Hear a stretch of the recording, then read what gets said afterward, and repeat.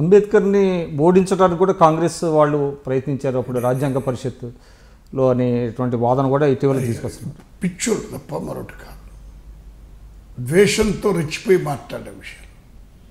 అంబేద్కర్ గారు ఓడిపోతే మళ్ళీ గెలిపించి డ్రాఫ్టింగ్ కమిటీలోకి తెచ్చి డ్రాఫ్టింగ్ కమిటీ చైర్మన్ చేసింది గాంధీ గారి సలహా వల్ల.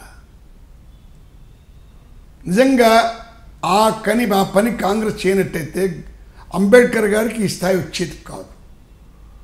నేను నెహ్రూతో పాటు సమానంగా ఇంకెక్కువ ఆ మాటకు వస్తే నేను అంబేద్కర్ అభిమానిస్తాను.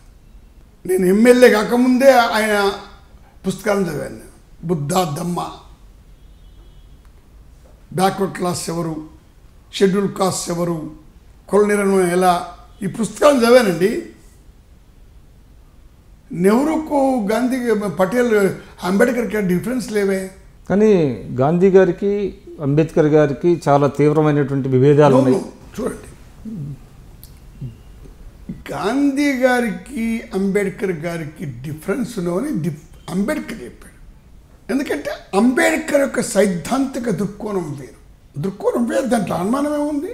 గాంధీ గారిది ఏమిటి, ఇవన్నీ అన్యాయం జరిగిన మాట నిజమే, నీ ప్లేస్ ఉంటే నేను కత్తి తీసుకుని కొట్టేవాడిని, చంపేవాడిని, నువ్వు చాలా ఓపికలు పెడుతున్నావు అని చెప్పి ఆయన ఏమన్నాడంటే దీన్ని నైతికంగా ఆధ్యాత్మికంగా సమస్య పరిష్కరించుకోవాలంట.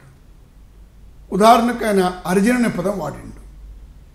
అంటే మేమందరం కాదు, ఈ దేశంలో దళితులే నిజమైనటువంటి ప్రేమైనటువంటి పుత్రులు పరమాత్మునికి అని చెప్పాడు ఆయన.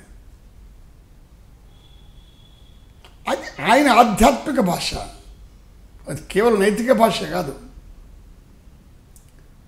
ఈ స్పోకెన్ స్పిరిచువల్ లాంగ్వేజ్. ఆయన మామూలు రాజకీయ సూత్రవాది కాదు కదా.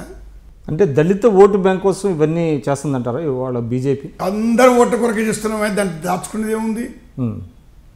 కానీ ఎవరు ఏ సిద్ధాంతాన్ని నమ్ముతున్నారు? సిద్ధాంతం లేకుండా లేదు, సిద్ధాంతం స్వార్థం లేకుండా ఎప్పుడు లేదు. ఎందుకు బీజేపీ వాళ్ళు 1990 వచ్చారు టెంపుల్ గురించి సమస్య? ఓట్ల కోసం, ఓట్ల కొరకు కాదు, మండళ్ళు వ్యతిరేకించేందుకు. అప్పుడు వాళ్ళు ఇచ్చినట్టు ఏంటి, బ్యాక్వర్డ్ క్లాసుల్లో చైతన్యం పెరుగుతుంది కాబట్టి దారి మళ్లించేందుకు ఈ టెంపుల్ సమస్య ఇచ్చారు. కానీ మండలిని వాళ్ళు కూడా సమర్థించారు కదండి ఇనిషియల్గా. ఎవరైతే వ్యతిరేకిస్తారని ధైర్యం అక్కడ ఉందండి. మెజారిటీ వాళ్ళు ఉంటే నువ్వెట్ట వ్యతిరేకిస్తామండి? మనం వ్యతిరేకించమండి, సబటాజ్ చేస్తాం, సబ్వర్ట్ చేస్తాం. దాని తెలుగు సమానార్థకం చూడండి. ఏంటి సమానార్థకం? సబటాజ్. సబటాజ్ అంటే దాదాపు వెన్నుపోటు లాంటిది. కుట్రపూరితంగా దాన్ని ఓడించడం సరిగ్గా సమానార్థకం లేదు నాకు తెలిసిన మేరకు.